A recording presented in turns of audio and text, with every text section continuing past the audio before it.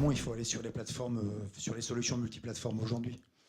La difficulté, c'est la difficulté de développer plusieurs produits pour faire la même chose. Donc développer, maintenir plusieurs codes avec des terminaux qui ont des ergonomies standards différentes.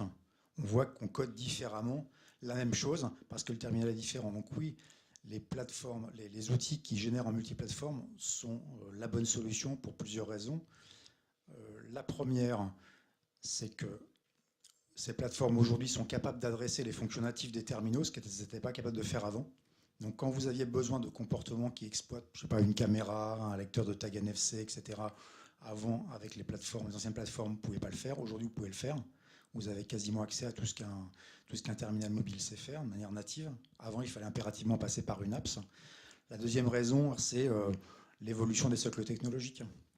Vous allez partir sur un développement Android, Java. Aujourd'hui, il me semble avoir entendu que Google se posait la question d'abandonner Java pour passer sur Swift. Donc finalement, pour prendre un langage de programmation qui n'a rien à voir avec ce qu'ils font aujourd'hui. Aujourd'hui, la tendance en termes de développement, elle est tirée par les projets dont je parlais tout à l'heure, à savoir la transformation digitale des front office.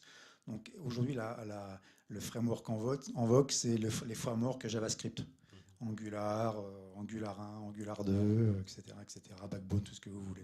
Donc ça permet de faire des applications hyper fines en termes de personnalisation pour le client qui va se retrouver face à son terminal, face à son téléphone, face à sa tablette, face à son écran d'ordinateur.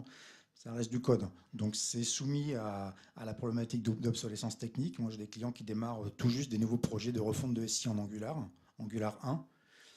Angular 1, c'est fini, c'est Angular 2 qui arrive. Et quand on passe de Angular 1 à Angular 2, il faut tout refaire. Donc c'est dommage d'avoir fait ce choix-là, mais c'est difficile de tout révolutionner.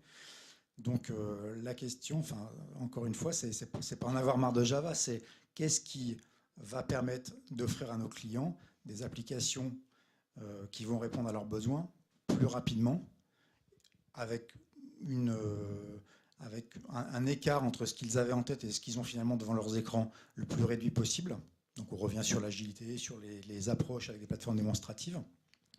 Et puis ce qui peut, si possible, les soustraire un petit peu à la dette technologique. Voilà, quand on met que du fonctionnel dans les produits et moins de technique, eh ben, la technique peut évoluer, la plateforme elle saura régénérer l'application dans la technique du jour.